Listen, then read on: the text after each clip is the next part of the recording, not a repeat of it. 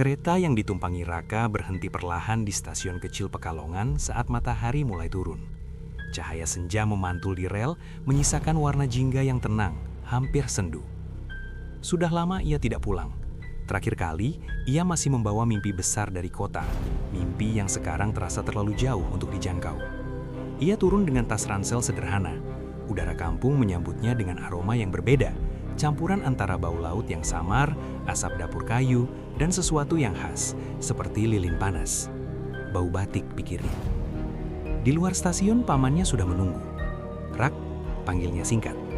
Raka mengangguk dan tersenyum kecil. "Pak D." Perjalanan menuju rumah terasa singkat, melewati gang-gang yang dulu ia hafal. Rumah-rumah masih sama, hanya catnya yang mulai pudar. Beberapa ibu duduk di teras, mengobrol pelan. Anak-anak berlari tanpa alas kaki. Semuanya terasa akrab, tapi entah kenapa juga sedikit asing. "Besok langsung ikut ke tempat kerja," kata pamannya sambil menyetir pelan. "Kita lagi banyak pesanan." Raka mengangguk lagi. Ia tidak banyak bertanya. Ia tahu ini kesempatan yang tidak bisa ia tolak. Di kota, ia sudah terlalu lama mencoba bertahan tanpa hasil. Rumah pamannya berada di ujung gang, tidak jauh dari tempat produksi batik. Bangunannya sederhana, dengan halaman kecil yang dipenuhi jemuran kain. Beberapa kain batik tergantung, motifnya rumit dan rapi. Saat angin berhembus pelan, kain-kain itu bergerak seperti sesuatu yang bernafas. Raka sempat memperhatikan satu motif yang berbeda. Garisnya melengkung tidak beraturan, seperti sesuatu yang terlipat. Ia mengerenyit tapi tidak berkata apa-apa. Malam datang lebih cepat di kampung itu. Setelah azan Isya berkumandang, suasana berubah drastis. Suara anak-anak hilang, pintu-pintu rumah tertutup, dan lampu-lampu mulai diredupkan. Jalanan yang tadi hidup kini terasa kosong. Raka duduk di ruang tengah, ditemani secangkir teh hangat. Dari dalam rumah, ia masih bisa mencium bau malam, lebih pekat sekarang.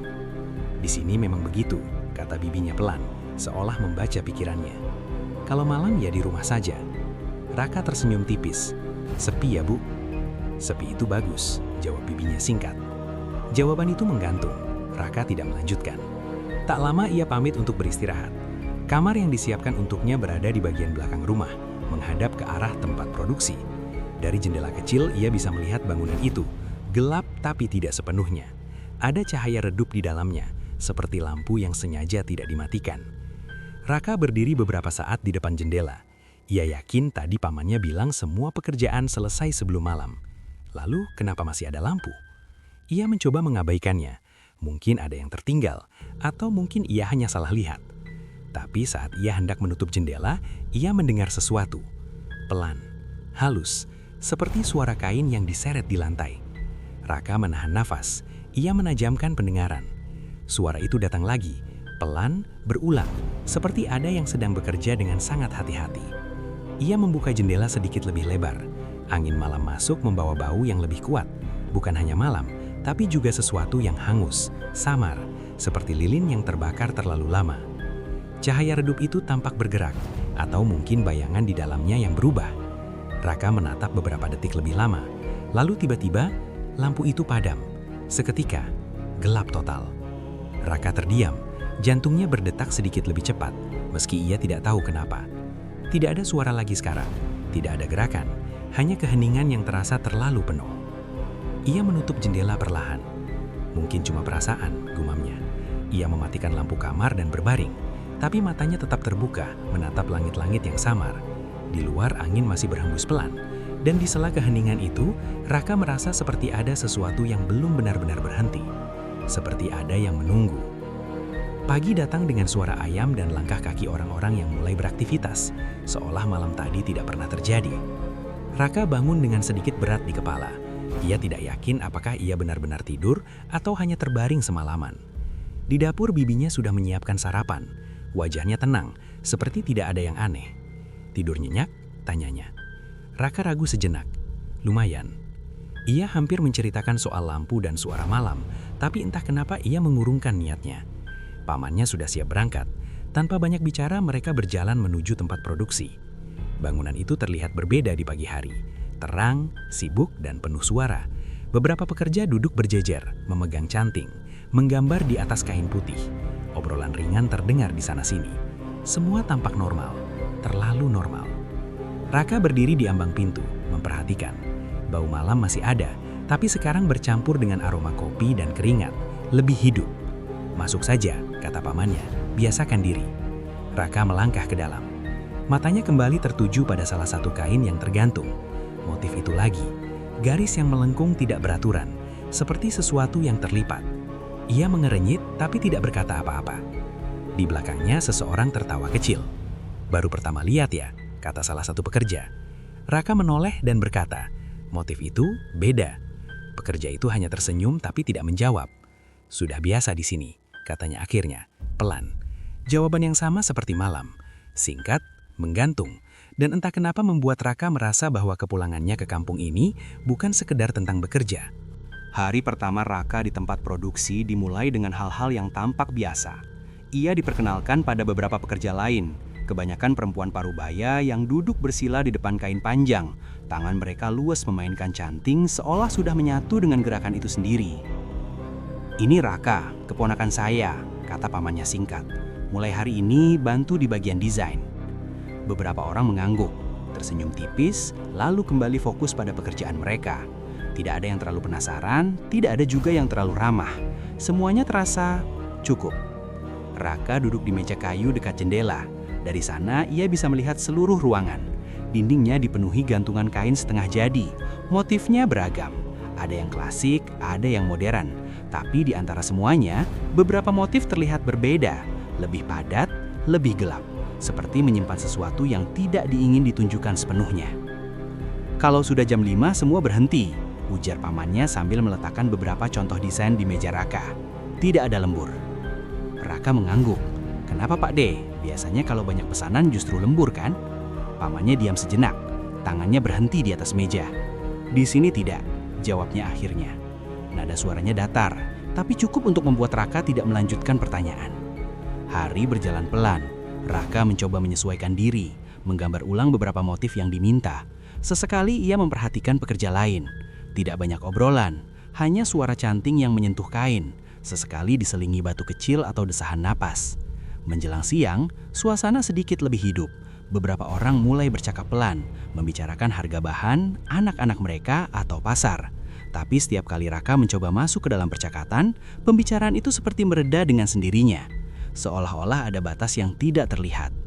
Menjelang sore, Raka mulai merasa lelah. Ia menoleh ke arah jam dinding tua di sudut ruangan.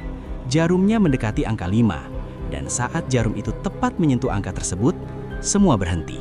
Bukan perlahan, bukan satu persatu, tapi serentak. Canting-canting diangkat, kain ditutup, dan para pekerja berdiri hampir bersamaan. Tidak ada aba-aba, tidak ada suara yang memerintah. Seolah mereka semua sudah tahu kapan harus berhenti. Raka mengerutkan kening. "Sudah selesai ya?" tanyanya pada seorang ibu di sebelahnya. "Iya," jawabnya singkat sambil merapikan alat. "Padahal masih banyak kerjaan kan?" Ibu itu tidak langsung menjawab. Ia hanya melirik Raka sebentar, lalu tersenyum kecil. "Besok saja," katanya. Jawaban itu ringan, tapi ada sesuatu di baliknya yang tidak bisa dijelaskan. Dalam hitungan menit, ruangan itu kosong. Terlalu cepat untuk sebuah tempat yang tadi begitu sibuk. Raka masih duduk di tempatnya, memperhatikan. Pamannya berjalan menghampiri. "Kamu juga pulang," katanya. Raka mengangguk, tapi matanya kembali melirik ke arah kain-kain yang belum selesai. "Pak D, kalau saya mau lanjut sedikit, boleh?" Pamannya langsung berhenti. Tatapannya berubah, tipis tapi terasa. "Tidak usah," jawabnya tegas. "Apa yang tidak selesai hari ini, ya besok." Raka terdiam, ia tidak membantah. Mereka keluar bersama, pintu ditutup lalu dikunci. Pamannya memastikan kunci itu terpasang dengan benar, bahkan sempat menariknya 2 kali, seolah memastikan sesuatu tidak bisa keluar atau masuk. Perjalanan pulang kembali melewati gang yang sama. Matahari sudah turun, langit mulai gelap. Beberapa rumah menyalakan lampu, tapi suasana tidak seramai siang tadi. Sesampainya di rumah, Raka membantu sebentar di dapur. Semua berjalan biasa, terlalu biasa. Namun ketika azan maghrib berkumandang, ia kembali merasakan perubahan itu. Seperti ada garis yang tidak terlihat. Setelah azan Isya, suasana kembali sunyi. Lebih sunyi dari kemarin. Raka duduk di kamarnya mencoba membaca sesuatu dari ponselnya. Tapi pikirannya tidak fokus. Ingatannya kembali ke tempat produksi tadi. Tentang bagaimana semua orang berhenti bersamaan. Tentang pamannya yang melarang lembur. Tentang kain-kain yang belum selesai. Dan entah kenapa, tentang lampu semalam. Ia berdiri, berjalan ke jendela. Bangunan itu terlihat lagi. Gelap, tidak ada cahaya. Raka menghela napas pelan. Mungkin memang tidak ada apa-apa. Ia hampir menutup jendela ketika sebuah suara terdengar. Pelan, seperti seseorang memanggil. Raka membeku. Ia menunggu, mencoba memastikan apakah itu hanya suara angin. Beberapa detik berlalu, lalu suara itu muncul lagi. Lebih jelas, seperti bisikan. Kah? Raka menelan ludah. Itu bukan suara angin, bukan juga suara hewan. Itu seperti suara manusia. Dan untuk sesaat, ia merasa suara itu memanggil namanya. Ia membuka jendela sedikit lebih lebar untuk mencoba melihat lebih jelas ke arah bangunan produksi. Gelap, tidak ada apa-apa. Namun perasaan diawasi itu muncul lagi, lebih kuat dari semalam. Seperti ada sesuatu yang berdiri di dalam gelap, menunggu. Raka mundur perlahan, menutup jendela dengan cepat. Jantungnya berdetak lebih keras sekarang. Ia mencoba menenangkan diri. Mungkin cuma halusinasi, gumamnya. Tapi kata-kata itu tidak cukup meyakinkan. Di luar, angin berhembus pelan. Dan di sela suara itu, Raka merasa seperti ada sesuatu yang belum selesai. Sesuatu yang tetap bekerja bahkan ketika semua orang sudah berhenti. Dan untuk pertama kalinya, ia mulai berpikir, mungkin aturan tidak boleh bekerja malam hari bukan untuk manusia. Hari ketiga bekerja, Raka mulai merasa tubuhnya menyesuaikan diri dengan ritme kampung. Ia bangun lebih pagi, membantu sedikit di dapur, lalu berjalan ke tempat produksi bersama pamannya. Jalanan masih basah oleh embun. Beberapa warga menyapu halaman, dan suara radio tua terdengar dari rumah-rumah. Semua tampak normal, namun rasa tidak nyaman itu belum benar-benar hilang. Di tempat produksi, pekerjaan kembali berjalan seperti biasa. Para pekerja duduk di posisi masing-masing.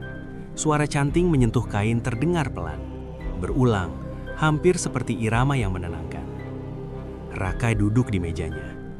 Hari itu, pamannya memberinya beberapa lembar pola lama.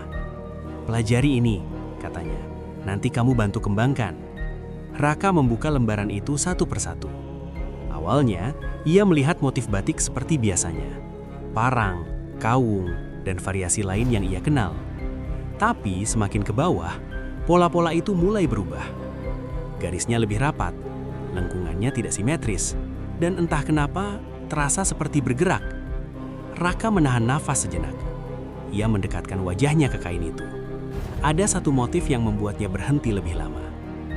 Garis-garisnya melingkar, tapi tidak utuh. Seperti sesuatu yang dilipat berkali-kali, dipaksa mengikuti bentuk tertentu. Ia menyentuh kain itu perlahan.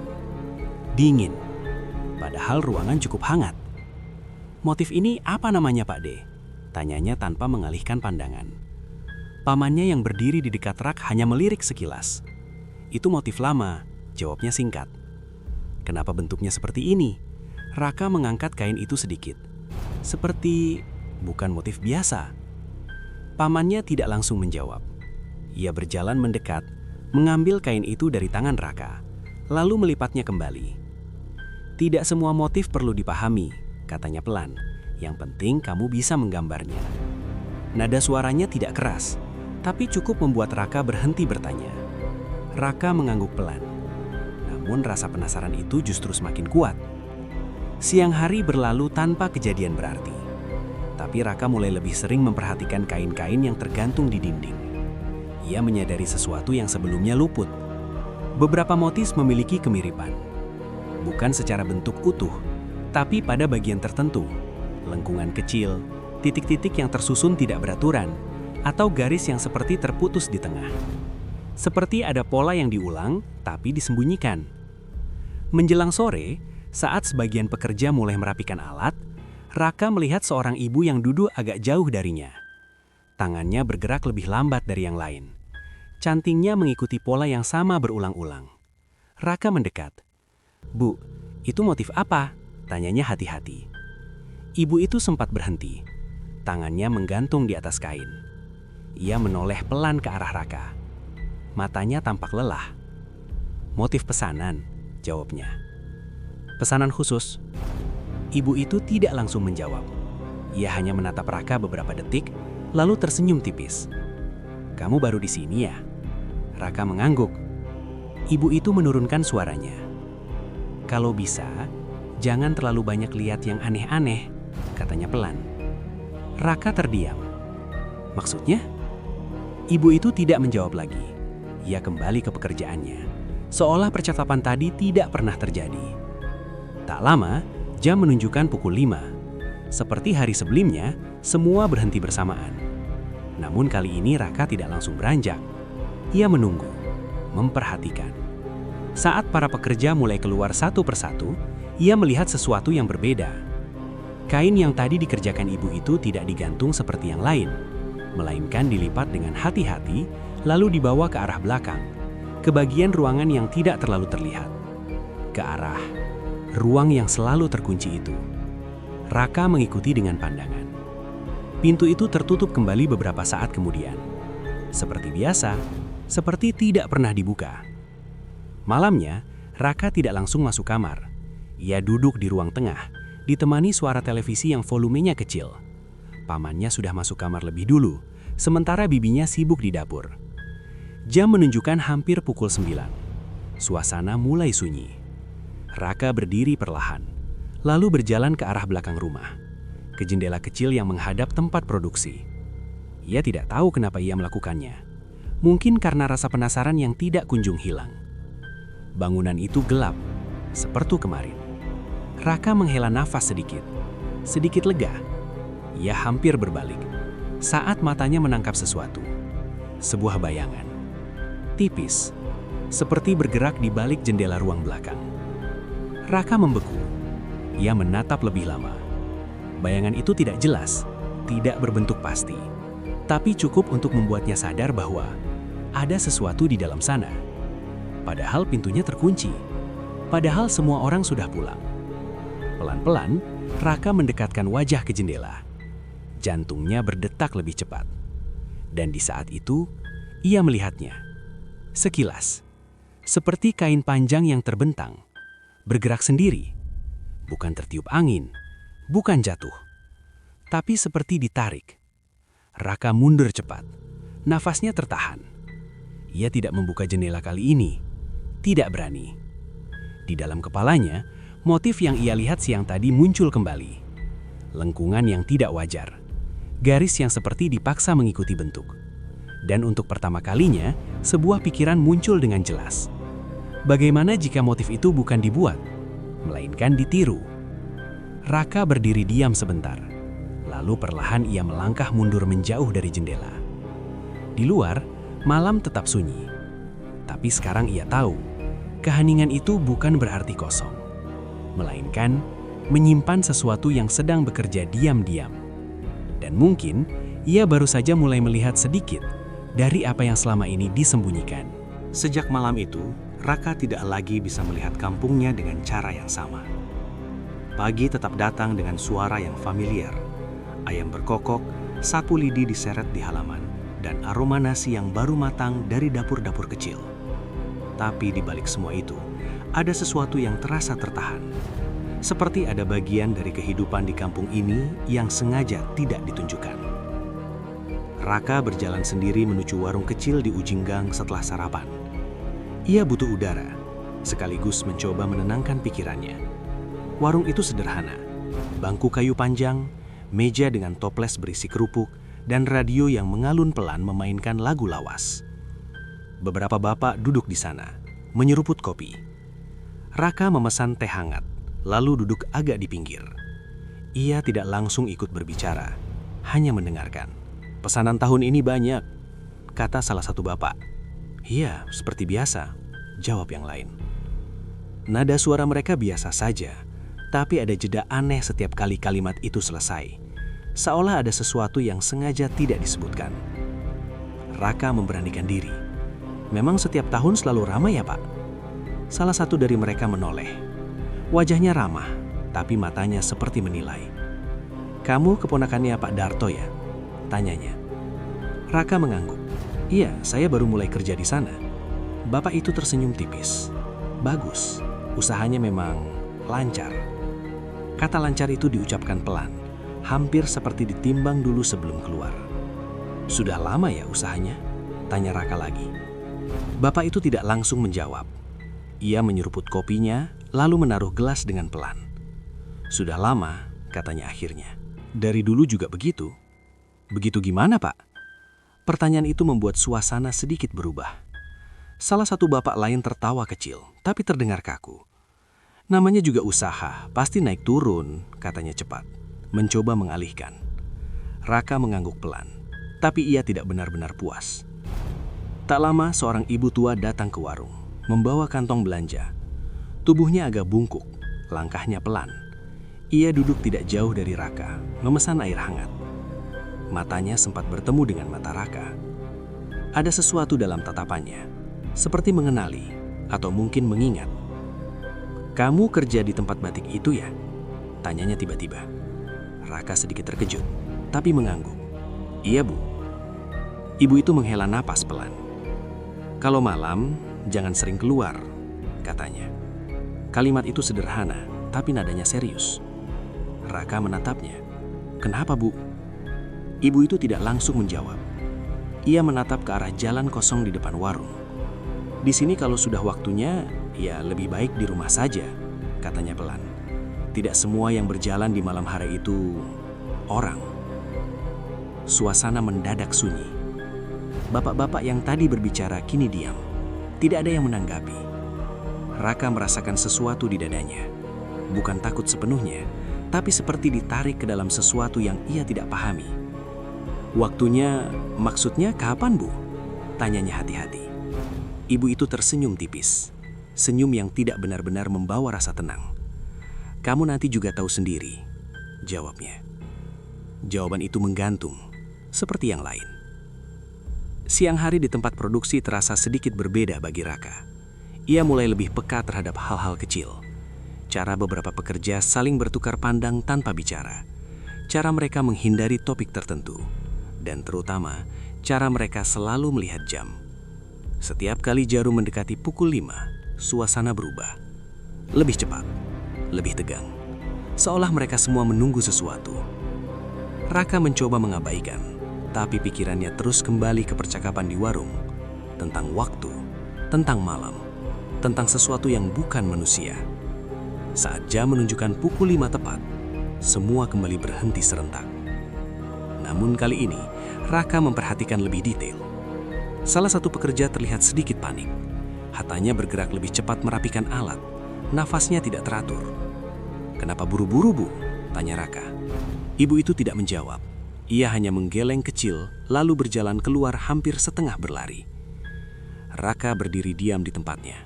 Pamannya sudah di pintu. "Ayo," katanya singkat. Malam datang lagi. Dan seperti sebelumnya, kampung berubah. Lebih cepat dari yang Raka ingat. Lampu-lampu padam satu persatu. Pintu tertutup. Jalanan kosong. Raka berdiri di depan rumah memperhatikan. Angin malam berhembus pelan membawa suara daun yang saling bergesekan.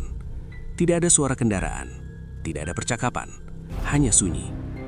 Ia menoleh ke arah rumah tetangga. Semua jendela tertutup rapat.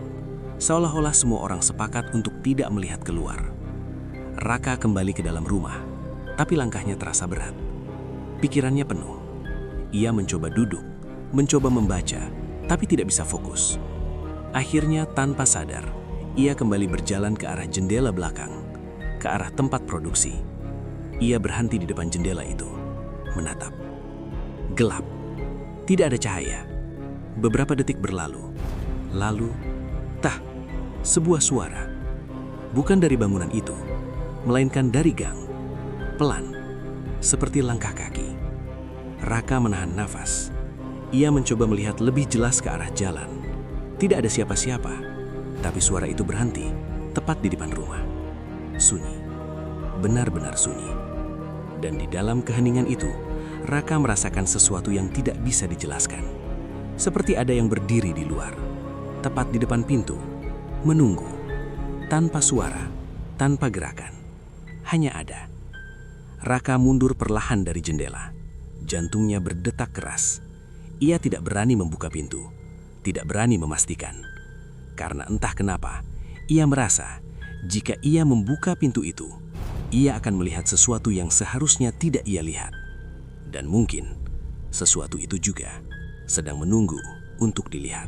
Sejak malam dengan langkah yang tak terlihat itu, Raka mulai merasakan sesuatu yang berbeda dalam dirinya. Bukan hanya takut, tapi juga rasa ingin tahu yang tidak bisa ia tahan. Pagi itu, ia berangkat lebih awal dari biasanya. Jalanan masih lengang, hanya beberapa orang yang menyapu halaman. Udara terasa lebih dingin, dan untuk pertama kalinya, Raka menyadari bahwa bau malam belum benar-benar hilang, seperti masih tertinggal di udara. Sesampainya di tempat produksi, pintu belum sepenuhnya terbuka. Pamannya masih di dalam, menata beberapa kain.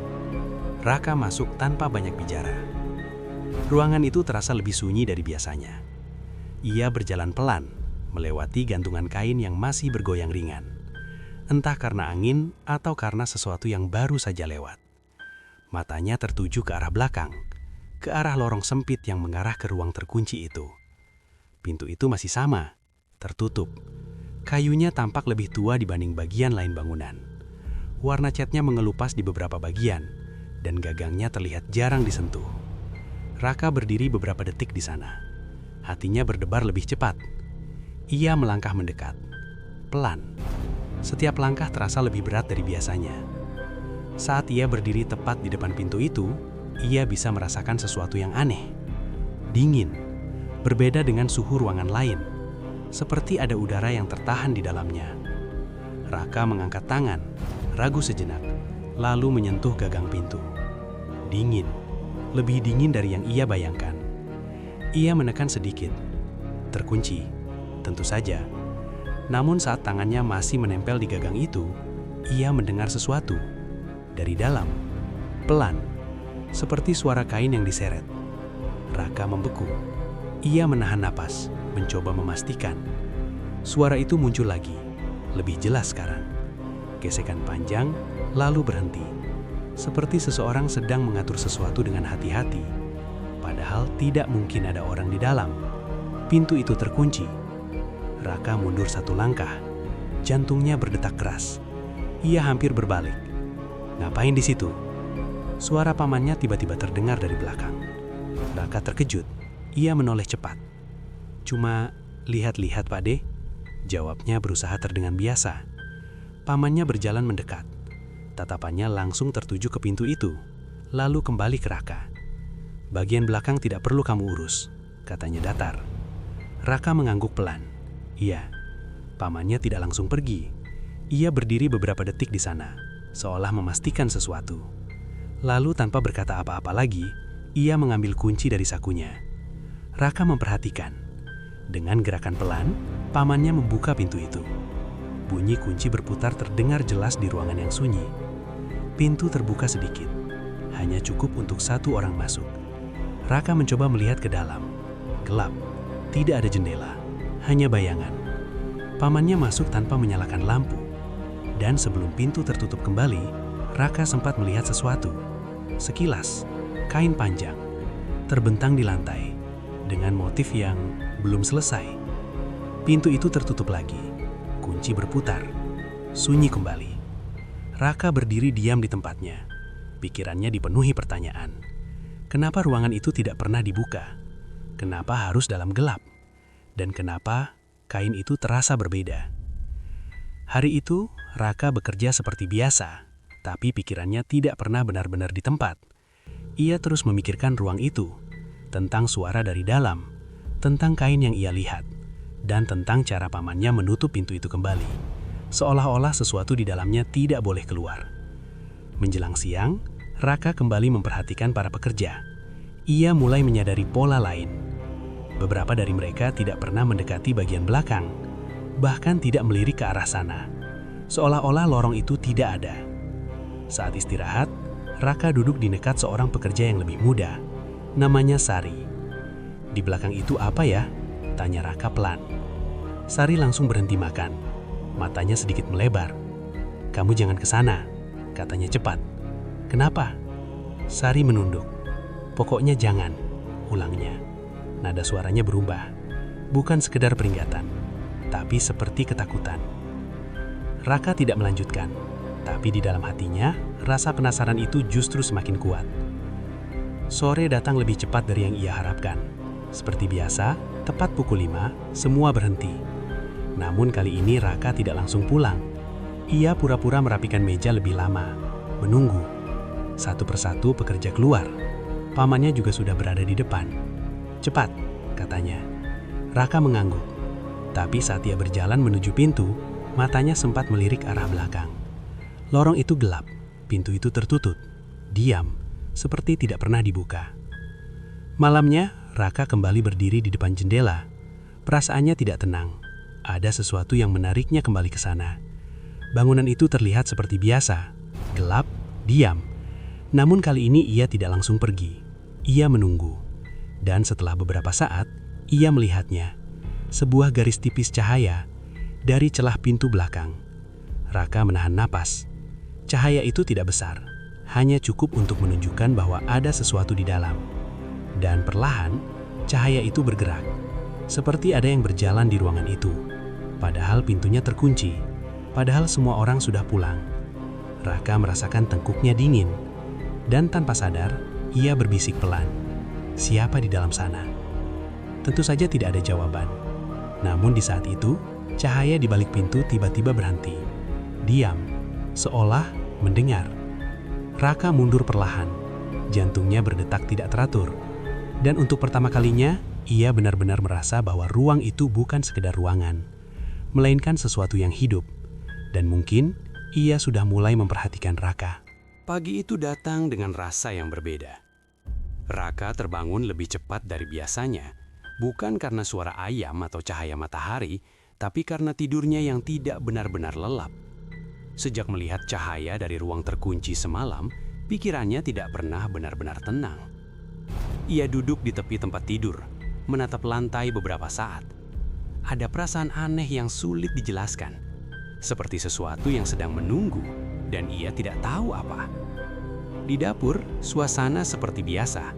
Bibinya memasak, pamannya sudah bersiap berangkat. Tidak ada yang berubah, tidak ada yang terlihat aneh. Dan justru itu yang membuat Raka semakin tidak nyaman.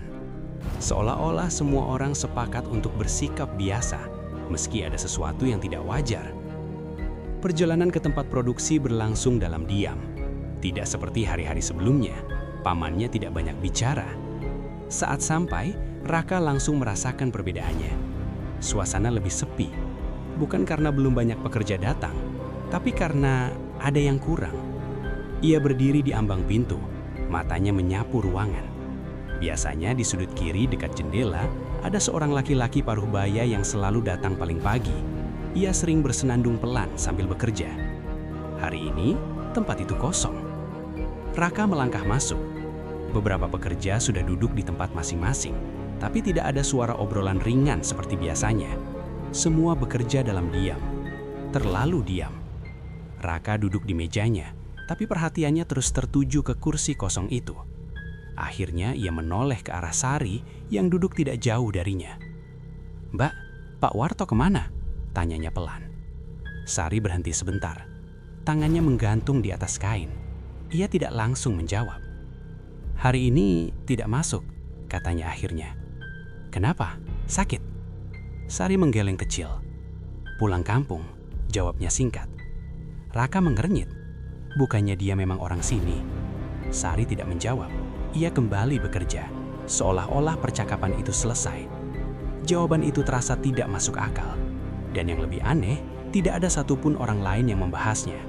Seolah-olah memang tidak perlu dibahas. Raka mencoba mengalihkan pikirannya dengan bekerja. Tapi setiap kali ia melihat ke arah kursi kosong itu, perasaan tidak nyaman kembali muncul.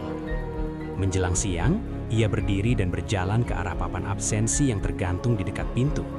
Sebuah papan sederhana dengan daftar nama pekerja. Raka memperhatikan satu persatu. Lalu ia menemukannya. Nama Pak Warto. Dicoret. Bukan dihapus. Dicoret. Dengan garis lurus yang tegas. Raka menelan ludah. Ia memperhatikan nama-nama lain. Dan di sana, ia melihat beberapa nama lain yang juga dicoret. Jumlahnya tidak banyak, tapi cukup untuk membuat jantungnya berdetak lebih cepat. Ia mencoba mengingat, sejak kapan nama-nama itu dicoret? Kenapa tidak pernah ia perhatikan sebelumnya? Sudah lihat? Suara itu membuat Raka terkejut. Ia menoleh cepat. Pamannya berdiri di belakangnya, entah sejak kapan. Raka mundur sedikit. "Pak Deh, ini..." Ia menunjuk papan itu. "Nama-nama ini kenapa dicolet?" Pamannya melihat papan itu sekilas. "Sudah tidak kerja di sini," jawabnya singkat. "Semuanya pulang kampung." Pamannya tidak langsung menjawab. Ia menatap Raka beberapa detik. "Kalau sudah tidak di sini, ia tidak perlu dipikirkan," katanya pelan. Nada suaranya tidak keras, tapi cukup untuk menghentikan pertanyaan berikutnya. Raka mengangguk pelan, namun kali ini ia tidak bisa begitu saja menerima jawaban itu. Sore datang dengan cepat. Seperti biasa, semua berhenti tepat pukul 5. Namun, suasana hari itu terasa lebih berat, lebih sunyi dari biasanya. Saat para pekerja bersiap pulang, Raka melihat sesuatu yang membuatnya berhenti. Di sudut ruangan, ada kain yang belum selesai. Motifnya familiar, lengkungan yang tidak wajar, garis yang seperti dipaksa. Dan di salah satu bagian kain itu, ada pola kecil yang menyerupai inisial, seperti huruf. Ia mendekat. Ia mencoba melihat lebih jelas. Dan untuk sesaat, ia merasa seperti mengenali bentuk itu. Seperti huruf W. Ia membeku. Langkahnya berhenti. Pikirannya berputar cepat. Warto. Tanpa sadar, ia menoleh ke arah pintu belakang. Ke arah ruang terkunci itu. Perasaan dingin kembali merayap di tengkuknya. "Sudah, pulang." Suara pamannya terdengar dari depan. Raka tersentak. Ia mengangguk, lalu berjalan keluar. Tapi sebelum benar-benar pergi, ia menoleh sekali lagi. Kain itu masih di sana. Diam, tergantung, seolah menunggu sesuatu. Malamnya, Raka tidak langsung ke kamar. Ia duduk lama di ruang tengah mencoba menyusun pikirannya. Nama yang dicoret, kursi kosong, motif kain. Semua terasa saling terhubung. Dan semakin ia coba mengabaikannya, semakin jelas hubungan itu. Akhirnya ia berdiri dan berjalan ke jendela belakang. Seperti malam-malam sebelumnya. Seperti ada yang memanggilnya ke sana. Bangunan itu gelap, tidak ada cahaya. Raka menatap beberapa saat. Sunyi. Lalu, suara itu muncul lagi. Gesekan. Pelan. Berulang. Dari dalam. Raka menahan nafas. Ia tidak membuka jendela. Tidak berani. Namun kali ini, ia tidak perlu melihat untuk tahu. Ia sudah mulai mengerti bahwa setiap nama yang hilang tidak benar-benar pergi. Dan setiap motif yang dibuat bukan sekedar gambar. Di dalam gelap, suara itu terus terdengar. Seperti seseorang yang sedang bekerja, menyelesaikan sesuatu. Perlahan, sabar. Dan entah kenapa, Raka merasa pekerjaan itu belum selesai. Sejak nama Pak Warto dicoret dari papan absensi, Raka tidak lagi bisa berpura-pura tidak tahu. Segalanya mulai terasa saling terhubung. Motif kain yang aneh, ruang yang selalu terkunci, dan orang-orang yang pulang kampung tanpa pernah benar-benar terlihat pergi. Hari itu berjalan lebih lambat dari biasanya. Langit tampak lebih redup meski belum sore. Angin bertiup pelan, membawa bau tanah basah yang samar. Beberapa pekerja terlihat lebih gelisah. Mereka bekerja lebih cepat tapi tidak rapi. Canting mereka sering berhenti di tengah garis. Raka memperhatikan. Ada sesuatu yang berbeda. Saat ia mendekati Sari, ia melihat tangan perempuan itu sedikit gemetar. "Mbak, kamu kenapa?" tanya Raka pelan. Sari menggeleng cepat. "Tidak apa-apa." Tapi suaranya tidak meyakinkan. Raka menatapnya beberapa detik, lalu bertanya lagi, lebih hati-hati. "Hari ini ada apa?" Sari terdiam. Matanya melirik ke kanan dan kiri, memastikan tidak ada yang terlalu dekat. Lalu ia menunduk sedikit. "Malam ini, jangan keluar rumah," katanya pelan. Raka mengeringkit. "Kenapa? Sama seperti yang kemarin-kemarin?" Sari menggeleng. "Ini beda." "Beda gimana?" Sari tidak langsung menjawab. Ia menelan ludah, lalu berkata lebih pelan lagi. "Ini malamnya." "Malam apa?" Sari menatap Raka. Untuk pertama kalinya, Raka melihat ketakutan yang jelas di matanya. "Malam Suro." Kata itu menggantung di antara mereka. Raka pernah mendengarnya. Dalam tradisi Jawa, malam Suro sering dianggap sakral. Waktu yang tidak biasa. Waktu di mana batas antara yang terlihat dan yang tidak menjadi lebih tipis. Tapi cara Sari mengatakannya membuat Raka merasa ini bukan sekedar kepercayaan. Ini sesuatu yang benar-benar terjadi. Kalau bisa, jangan lihat apa-apa dan jangan dengar apa-apa. Raka terdiam. Sebelum ia sempat bertanya lagi, Sari sudah kembali ke pekerjaannya. Percakapan itu selesai begitu saja, seperti semua percakapan lain di tempat itu. Sore datang lebih cepat. Langit berubah kelabu sebelum waktunya. Beberapa burung terbang rendah, lalu menghilang. Dan seperti biasa, tepat pukul 5, semua berhenti. Namun kali ini, tidak ada yang menunggu. Para pekerja langsung berkemas dengan cepat. Tidak ada yang saling menyapa, tidak ada yang bercanda. Semua ingin segera pulang. Raka berdiri di tempatnya. Perasaannya campur aduk, antara takut dan ingin tahu. Pamannya sudah di depan pintu. "Ayo," katanya singkat. Raka mengangguk, tapi di dalam kepalanya, keputusan itu sudah mulai terbentuk. Malam datang dengan cara yang berbeda. Lebih sunyi, lebih berat.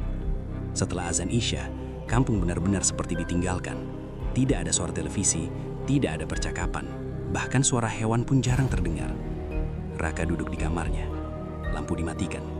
Ia hanya ditemani cahaya redup dari luar. Jantungnya berdetak lebih cepat dari biasanya. Ia mengingat kata-kata Sari. Jangan keluar, jangan lihat apa-apa, dan jangan dengar apa-apa. Namun justru itu yang membuatnya tidak bisa diam. Sekitar pukul 9, Raka berdiri perlahan. Ia membuka pintu kamar tanpa suara. Rumah sunyi. Pamannya dan bibinya sudah masuk kamar. Raka berjalan pelan ke arah belakang, ke jendela yang menghadap tempat produksi. Ia berhenti, menatap. Bangunan itu gelap, seperti biasa. Namun malam ini terasa berbeda. Udara terasa lebih dingin, lebih padat. Raka menahan nafas. Beberapa detik berlalu. Tidak ada apa-apa. Ia hampir berpikir bahwa semua ini hanya perasaan. Saat tiba-tiba, sebuah cahaya muncul dari dalam bangunan. Redup, kuning pucat, seperti lampu tua yang baru dinyalakan. Raka membeku. Cahaya itu tidak besar, tapi cukup untuk menunjukkan bahwa ada sesuatu di dalam. Pelan-pelan, cahaya itu bergerak, seperti di bawah seseorang atau sesuatu. Raka tidak bisa menahan diri. Ia membuka jendela sedikit. Angin malam langsung masuk. Dingin, membawa bau yang lebih kuat dari sebelumnya. Bau malam dan sesuatu yang lain. Seperti lilin yang terbakar terlalu lama. Atau sesuatu yang dipanaskan. Raka menyipit mata mencoba melihat lebih jelas. Dan di saat itu, ia melihat pintu belakang terbuka. Pelan, tanpa suara. Cahaya dari dalam merembes keluar. Tipis. Raka menahan nafas. Beberapa bayangan terlihat bergerak di dalam. Tidak jelas, tapi cukup untuk menunjukkan bahwa ada lebih dari satu. Ia mendekatkan wajahnya ke jendela. Jantungnya berdetak haras. Dan kemudian, ia mendengar sesuatu. Suara, pelan, seperti orang berbicara, namun tidak jelas, seperti berbisik dalam bahasa yang tidak sepenuhnya ia pahami. Raka memejamkan mata sebentar, lalu membukanya lagi. Cahaya masih ada, bayangan masih bergerak, dan suara itu semakin jelas. Bukan percakapan, bukan doa, tapi seperti penyebutan sesuatu, berulang, pelan, teratur. Raka mencoba mendengar lebih baik, dan di tengah bisikan itu, ia menangkap satu hal. Sebuah nama. Namanya Raka. Tubuhnya langsung membeku. Nafasnya tertahan. Dan yang lebih mengerikan, itu bukan satu suara, melainkan beberapa. Menyebut nama yang sama, bersamaan, pelan, seperti sedang memastikan sesuatu. Raka mundur perlahan dari jendela. Jantungnya berdegup tidak teratur. Tangannya dingin. Dan untuk pertama kalinya, rasa takut itu benar-benar utuh. Bukan sekedar curiga, bukan sekedar tidak nyaman, tapi takut yang nyata. Karena sekarang ia tahu, ia bukan hanya melihat, ia sudah mulai dilibatkan. Di luar, cahaya itu masih menyala, suara itu masih ada, dan di dalam gelap, sesuatu sedang berlangsung. Sesuatu yang selama ini disembunyikan, sesuatu yang kini mulai memanggilnya. Raka tidak tahu berapa lama ia berdiri di depan jendela malam itu. Kakinya terasa kaku, napasnya tidak teratur. Suara bisikan yang menyebut namanya masih terngiang. Seperti tidak benar-benar berhenti meski ia sudah menjauh dari jendela. Ia menutup jendela perlahan, lalu mundur beberapa langkah. Namun rasa itu tidak hilang, justru semakin jelas. Seolah-olah suara itu tidak datang dari luar lagi, melainkan dari dalam kepalanya. Raka, pelan, berulang. Ia menutup telinganya, tapi tidak ada gunanya. Suara itu tidak membutuhkan udara. Raka terduduk di lantai kamar. Punggungnya bersandar ke dinding. Ia mencoba mengatur napas. Ini tidak nyata. Ini cuma ketakutan. Ia mengulang itu dalam hati. Tapi bagian lain dari dirinya tahu, ini bukan sekedar ketakutan. Ini panggilan. Pagi datang tanpa memberi rasa lega. Tubuh Raka terasa berat, matanya perih. Ia tidak benar-benar tidur semalaman. Namun seperti hari-hari sebelumnya, ia tetap berangkat ke tempat produksi. Semua tampak normal, terlalu normal. Para pekerja kembali duduk di tempat masing-masing. Canting bergerak seperti biasa. Tidak ada yang membicarakan malam tadi. Tidak ada yang bertanya. Seolah-olah tidak terjadi apa-apa. Raka duduk di mejanya. Tangannya mencoba menggambar, tapi garis yang ia buat tidak stabil. Pikirannya terus kembali ke satu hal. Suara itu menyebut namanya. Kenapa? Saat ia mengangkat kepala, matanya langsung tertuju ke arah kain-kain yang tergantung. Dan di antara semua itu, ia melihat satu yang berbeda. Kain yang kemarin belum selesai. Motifnya kini bertambah. Lebih jelas, lebih padat. Raka berdiri tanpa sadar, lalu berjalan mendekat. Setiap langkah terasa lebih berat, seperti ada sesuatu yang menahannya, atau justru menariknya. Ia berhenti tepat di depan kain itu. Matanya menelusuri garis-garisnya. Lengkungan yang tidak wajar, titik-titik yang tersusun seperti pola tersembunyi. Dan di tengah semua itu, ada bentuk baru, lebih jelas dari sebelumnya. Seperti huruf. Raka menahan napas. Bukan W lagi. Bukan milik Pak Warto. Kini, huruf itu berubah menjadi sesuatu yang ia kenal. R. Tangannya gemetar. Ia menyentuh kain itu perlahan. Dingin. Lebih dingin dari sebelumnya. Dan saat ujung jarinya menyentuh salah satu garis, sebuah sensasi aneh menjalar. Seperti sentuhan balik. Cepat. Halus. Tapi cukup untuk membuatnya menarik tangan dengan cepat. Raka mundur satu langkah. Jantungnya berdetak keras. Ia menatap kain itu lagi. Dan untuk sesaat, ia merasa seperti motif itu berubah. Bukan bentuknya, tapi cara ia melihatnya. Seperti ada sesuatu yang mulai terbaca. Seperti kain itu menyimpan sesuatu. Mengingat sesuatu. Jangan terlalu dekat. Suara itu membuat Raka tersentak. Ia menoleh. Sari berdiri tidak jauh darinya. Wajahnya pucat. "Kamu lihat apa?" tanyanya pelan. Raka tidak langsung menjawab. Ia hanya menunjuk kain itu. "Ini beda," katanya. Sari menatap kain itu beberapa detik. Lalu ia menggeleng pelan. "Itu bukan untuk dilihat," katanya. "Terus untuk apa?" Sari menelan ludah. "Untuk diselesaikan." Jawaban itu membuat Raka semakin tidak mengerti. Diselesaikan gimana? Sari tidak menjawab. Ia justru melangkah mundur sedikit, seolah tidak ingin terlalu dekat dengan kain itu. Raka menatapnya. "Mbak, kamu tahu kan ini apa?" Sari menunduk. Beberapa detik berlalu.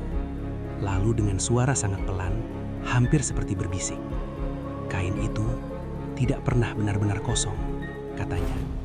Raka terdiam. "Maksudnya?" Sari mengangkat kepala. Matanya terlihat basah. "Setiap tahun ada yang ditambahkan," lanjutnya. "Bukan cuma motif." Raka merasakan tengkuknya dingin. "Ditambahkan apa?" Sari tidak menjawab langsung. Ia hanya menatap Raka. Lama, seolah sedang mempertimbangkan sesuatu. Lalu akhirnya, "Yang hilang," katanya.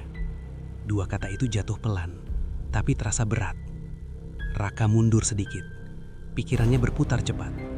Nama yang dicoret, orang yang hilang, motif yang berubah. Semua mulai tersusun, pelan, dan semakin jelas. Sore itu terasa lebih panjang. Setiap detik berjalan lambat. Raka tidak bisa fokus bekerja. Pikirannya hanya satu. Ia harus tahu apa yang sebenarnya terjadi. Saat jam mendekati 5, suasana kembali berubah.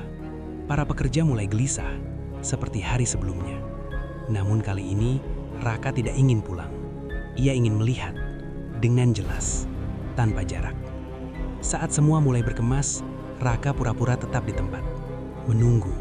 Satu persatu orang keluar. Pamannya sibuk di depan. Dan saat ruangan hampir kosong, Raka bergerak cepat ke arah belakang, ke lorong itu. Jantungnya berdetak keras, langkahnya ringan, hampir tanpa suara. Ia berhenti di depan pintu terkunci, menatapnya beberapa detik. Lalu, ia menyentuh gagangnya.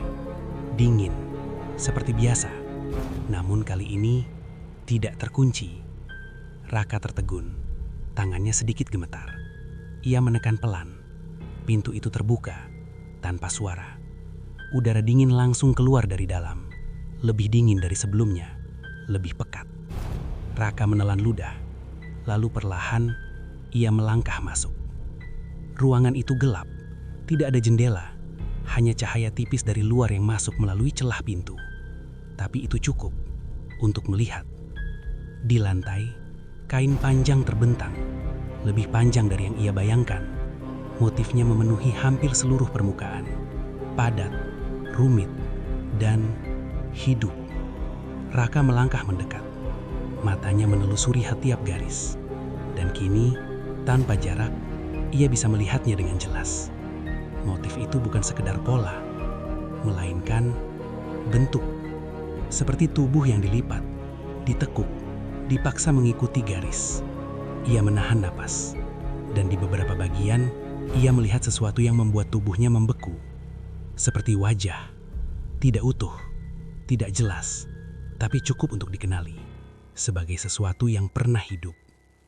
Raka mundur satu langkah, jantungnya hampir melompat keluar, dan di saat itu ia mendengar suara. Dari belakang, pelan, pintu tertutup. Raka membeku. Ia menoleh pelan, gelap, sunyi, dan untuk pertama kalinya, ia benar-benar sadar. Ia tidak sendirian di dalam ruangan itu. Dan kain itu bukan hanya menyimpan sesuatu, tapi sedang menunggu. Raka berdiri membeku di dalam ruang itu. Udara terasa lebih berat, seperti menekan dada dari dalam. Bau lilin panas dan sesuatu yang samar, seperti kain basah yang lama tidak dijemur, bercampur menjadi satu. Pintu di belakangnya sudah tertutup, tanpa suara, tanpa gerakan yang ia lihat. Raka mencoba menelan ludah, tapi tenggorokannya terasa kering. "Pak De," suaranya keluar pelan. Tidak ada jawaban, hanya keheningan. Namun keheningan itu tidak kosong. Ia penuh, seperti ada sesuatu yang memperhatikan. Raka memaksa kakinya bergerak mundur, menjauh dari kain panjang yang terbentang di lantai. Tapi setiap langkah terasa berat, seperti lantai itu sendiri menahannya. Matanya tidak bisa lepas dari kain itu. Motifnya bergerak, bukan benar-benar berubah, tapi seperti bergeser perlahan di dalam pandangannya. Garis-garis itu seolah hidup, saling mengikuti, membentuk sesuatu yang lebih jelas. Dan kini, ia tidak bisa lagi menyangkal. Itu bukan sekedar motif. Itu tubuh. Tubuh yang dilipat, dipanjangkan, ditekan mengikuti pola. Raka menutup mulutnya, menahan suara yang hampir keluar. Sudah lihat? Suara itu datang dari kegelapan di belakangnya. Raka menoleh cepat. Di sana, pamannya berdiri. Wajahnya setengah tertutup bayangan. Tidak terkejut, tidak marah, hanya tenang. "Pak De," suara Raka gemetar. "Ini apa?" Pamannya melangkah mendekat perlahan. "Yang selama ini kamu lihat di luar," katanya pelan, "itu hanya hasil akhirnya." Raka menggeleng. "Ini bukan batik." Pamannya tersenyum tipis. "Ini yang membuat batik itu laku." Jawaban itu terasa lebih dingin dari ruangan ini. Raka mundur. Orang-orang yang hilang, suaranya hampir tidak terdengar. "Mereka di sini." Pamannya tidak langsung menjawab. Ia hanya menatap kain itu, lalu mengangguk kecil. "Setiap tahun, satu," katanya. "Sudah lama sekali." Raka merasakan tubuhnya melemas. Kenapa? Kenapa harus begini? Pamannya menghela nafas pelan. Karena hidup tidak selalu cukup dengan usaha. Ada saatnya kita harus memilih, bertahan atau hilang. Ini bukan bertahan, kata Raka cepat. Ini, ia tidak bisa melanjutkan. Kata-katanya tertahan. Pamannya menatap Raka. Dulu saya juga tidak mau, katanya pelan. Tapi kamu lihat sendiri, usaha ini hidup. Orang-orang makan dari sini. Kamu juga sekarang di sini. Raka menggeleng keras. Bukan dengan cara ini. Lalu dengan cara apa? Kamu sudah coba di kota kan? Hasilnya? Raka terdiam. Kata-kata itu menusuk. Bukan karena benar, tapi karena ia tidak punya jawaban. Pamannya melangkah lebih dekat. Semua orang di luar tahu. Lanjutnya. Tapi mereka diam. Karena mereka butuh ini. Raka teringat warung pagi itu. Tatapan orang-orang. Jawaban yang selalu menggantung. Mereka tahu, tapi memilih diam. Ini tidak bisa dihentikan, Rak, kata pamannya pelan. Bisa, kita berhenti saja. Pamannya menggeleng. Sudah terlambat. Suasana kembali sunyi. Hanya nafas mereka yang terdengar. Dan di bawah itu, suara halus, seperti kain yang bergesek. Raka menoleh. Kain itu bergerak. Lebih jelas sekarang. Seperti ada sesuatu di dalamnya yang mencoba keluar atau menyesuaikan diri. Setiap tahun, satu nama, kata pamannya lagi. Itu syaratnya. Raka menatapnya. Jantungnya berdetak semakin cepat. Dan tahun ini, lanjut pamannya. Ia berhenti, menatap Raka. Lama, sudah dipilih. Raka mundur satu langkah, tubuhnya dingin. Siapa? Pamannya tidak menjawab. Ia hanya menoleh ke arah kain. Raka mengikuti arah pandang itu. Dan di sana, di antara garis-garis yang padat, ia melihatnya. Huruf itu lebih jelas dari sebelumnya. Bukan lagi samar, bukan lagi setengah, tapi utuh. R. Raka. Kakinya terasa lemas. Kenapa saya? Suaranya pecah. Pamannya tidak langsung menjawab. Karena kamu sudah melihat, dan karena kamu bagian dari keluarga ini. Jawaban itu terasa seperti sesuatu yang sudah diputuskan sejak lama.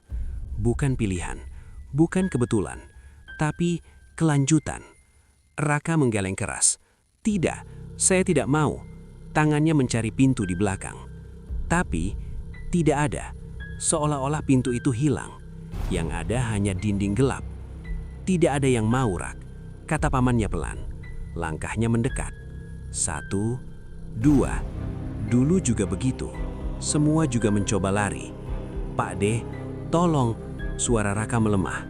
Pamannya berhenti di depannya. Tatapan mereka bertemu. Untuk sesaat, ada sesuatu di mata pamannya. Seperti penyesalan. Atau mungkin sisa manusia. Maaf, katanya pelan. Dan di saat itu, Raka merasakan sesuatu. Dari bawah kakinya. Kain itu menyentuhnya. Pelan. Seperti hidup, membelit, dari kaki, naik perlahan, dingin, tapi kuat. Raka mencoba bergerak, tidak bisa. Tangannya berusaha melepaskan, tapi kain itu semakin erat. Ia ingin berteriak, tapi suaranya tidak keluar. Dan di tengah itu, ia mendengar lagi suara itu. Bisikan, banyak, berulang, bukan lagi memanggil, tapi menyambut. Raka, Raka. Raka, matanya terbuka lebar, nafasnya tersendat, dan untuk saat terakhir, ia melihat pamannya, berdiri diam, tidak bergerak, tidak membantu, hanya melihat. Pagi datang seperti biasa, suara ayam, langkah kaki, radio tua di warung, tempat produksi kembali buka, para pekerja datang, duduk di tempat masing-masing, canting kembali bergerak, seolah tidak ada yang berubah. Di dinding, tergantung kain baru, motifnya padat, indah, dan di antara garis-garisnya ada satu bentuk yang terasa lebih jelas, lengkungan yang berbeda, seperti seseorang yang sedang diam. Papan absensi diperbaharui, satu nama dicoret, Raka. Tidak ada yang bertanya, tidak ada yang membahas, hanya satu ibu yang sempat menatap kain itu lebih lama, lalu menunduk, melanjutkan pekerjaannya. Dan di luar, kampung tetap hidup seperti biasa. Warung tetap buka, orang-orang tetap bercakap tentang pesanan, tentang rezeki, tentang usaha yang tidak pernah sepi, tanpa pernah benar-benar menyebut apa yang membuatnya tetap hidup.